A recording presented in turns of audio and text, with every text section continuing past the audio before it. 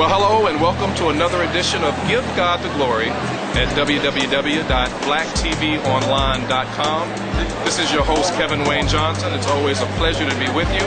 God bless you, and thank you for tuning in. We are live on location here in the month of May at the Washington, D.C. Convention Center. This is the largest international book fair in the entire country and perhaps even in the world.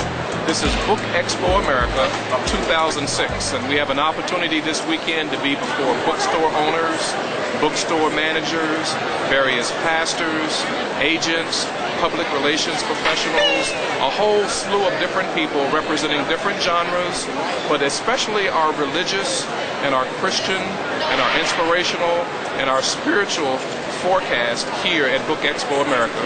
And today we're going to bring forth a number of men and women who are doing a serious contribution to the literary world in terms of what they write, in terms of how they speak, and how they add value. But when it's all said and done, we're ushering in the love of God in terms of what we're doing with the gifts that God has given us. So stay tuned. We have a number of wonderful men and women that are coming up. God bless you, and here we go. And hello and welcome again to the Give God the Glory show. This is your host, Kevin Wayne Johnson, and I have a wonderful person here standing to my right, my very first interview here at the 2006 Book Expo America, live at the Washington, D.C. Convention Center, the nation's capital. Her name is Lisa Nichols, and she is one of the serious contributors, one of the serious editors, and one of the major players in the Chicken Soup for the Soul book series, which has sold millions and millions of copies worldwide. And with that said, I would like to welcome Lisa Nichols to the Give God the Glory show. Hello, hello, hello. Thank you for having me. I'm having a great time. Thank you so much for having me on your show. Wonderful, wonderful. Most of us have probably seen this series of different books in all of the major bookstores and all of the local and regional bookstores and every place else that we've gone. We've been touched by the stories, needless to say, and we have Lisa here to sort of give us the vision behind the Chicken Soup for the Soul series of books. Well, Chicken Soup for the Soul was created by Jack Canfield and Mark Victor Hansen. And when they thought about the type of book they wanted to create, they really wanted to create a book of healing and inspiration. One that shared true stories of men and women like you and I working through a test to get through to the testimony, or turning a breakdown into a breakthrough. And when they even thought about the name, Jack says he remembered thinking about his grandmother's famous chicken soup. And he says, yeah, that's it. Chicken soup for our soul. Something that can make our souls feel better.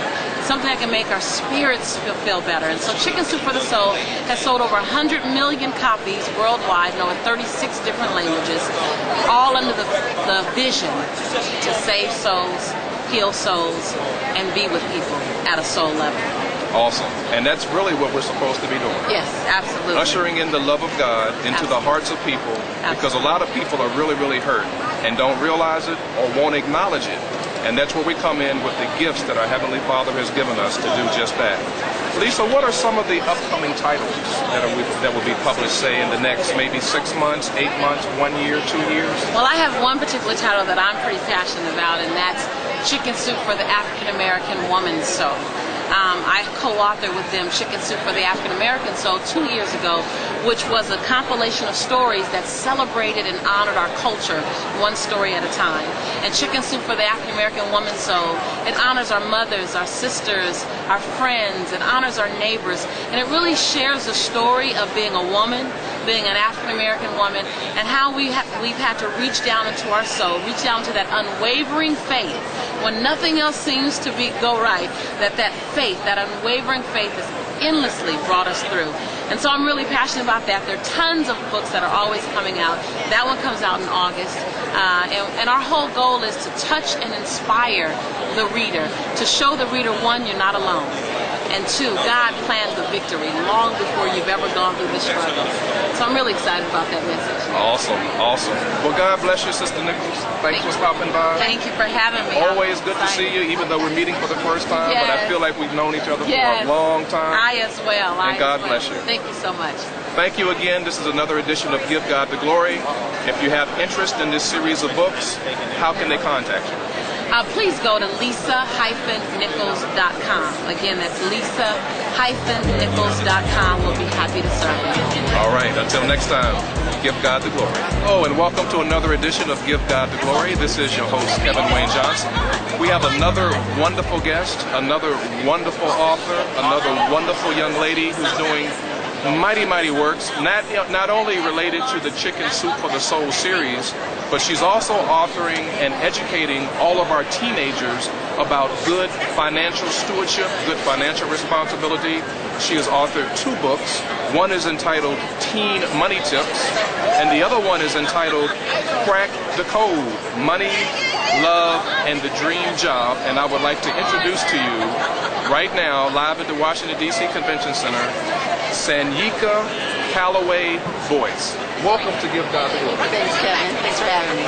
Tell us, what led you to want to educate our teens about good financial responsibility? Honestly, my mess is my message. I am one of 7 children, grew up actually in Calvert County, Maryland, and was the first to go to college, second to graduate from high school, and I did everything right academically, but didn't know what I didn't know about money, debt, finances. So graduated from Norfolk State University with 10 credit cards and $15,000 in credit card debt. And I realized that I had made a lot of mistakes that were going to stop me from getting to ultimately what I want. Right, right. And from that experience now you're reaching out to others to help them not to make the same mistake, because it's so tempting. It's so tempting. And actually, you know, it was a promise to God. I said, God, if you help me find my way through this, I promise I'll tell other people how to do it. And because I had sisters and brothers coming up after me, it was important for me to share those lessons about credit cards, about money, about saving, and really begin to tell it to them in a way that they could hear it, that they could understand it, that they can embrace it, that sounded like their own language, that was really true for them. Excellent. Well, I'm inspired myself. Now again, Sister Sanyika and I are just meeting for the first time, but I sort of feel like we've known each other for a while. This is such inspirational and such educational material for all of our teenagers.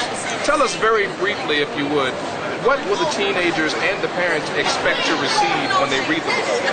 Everything from practical money tips to how to write a check for the first time, how to save money actually, how to save when you think you don't have any money to save, why credit isn't evil, it's necessary, and you understand it, 1, when you've ruined it, and 2, when you haven't established it properly, and just how to have a better relationship with money, because I believe particularly as people of color, and particularly those of us who are in faith, we believe that there's some sort of strange connection between money and God, and He doesn't want us to be blessed, and that's not true.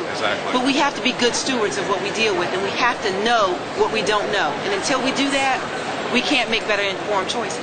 Excellent.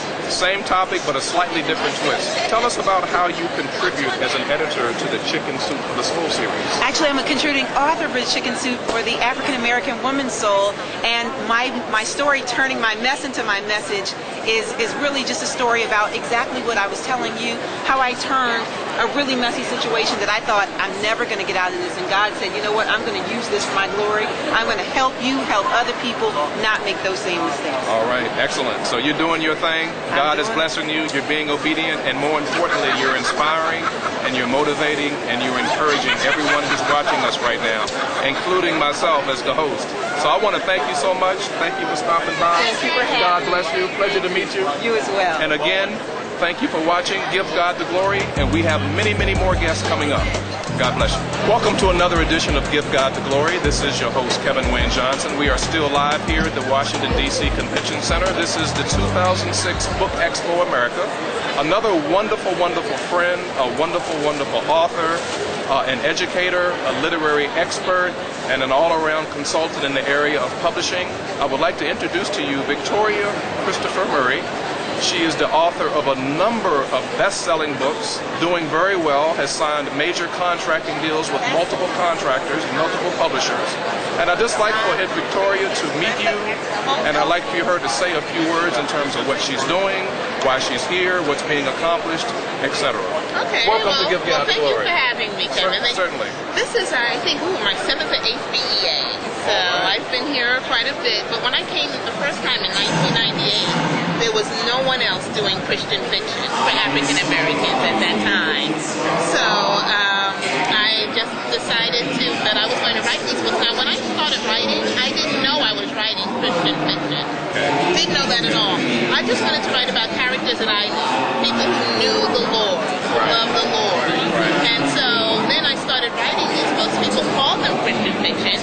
I don't mind that because what I like about being called a Christian fiction writer is when I walk in a room, you know who I love. So sometimes it's a hard label to wear because then people don't want to read the book because they hear the. But then when they read it, they're like, oh, that's really good because I try to write about real life situations. I say that everybody has the same trials, tribulations, and temptations. It's how they solve them that makes the difference. Good point.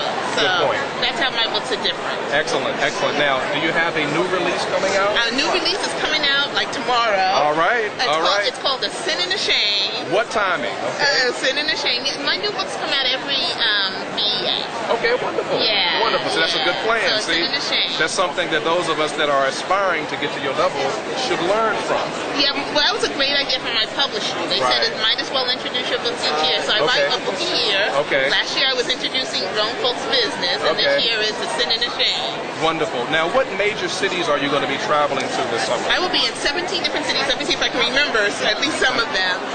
Besides Baltimore and Washington, obviously, I'll be in New York, I'll be in Los Angeles, I'll be in Atlanta, Chicago, Indianapolis. I'll be touring Florida, I'll be in Miami, Tampa, Jacksonville, and quite a different places. So I'm blessed. Simon & Schuster has done a great job with me. Excellent, excellent. Well, that's good to know. And of course, it's good to know you. Oh, thank you. God bless you. Thank Keep up the you good so work. much. Thank And you. ladies and gentlemen, this is Victoria. Victoria, how can our readers and our viewers get in touch with you to get more information about your book? Okay, that's a good question. My website is my name, VictoriaChristopherMurray.com. Okay. And they can find my books in any bookstore across the nation. There you have it. No excuses. Well, until next time, this is another edition of Give God the Glory. We thank Victoria for being our guest, and we'll see you soon. God bless.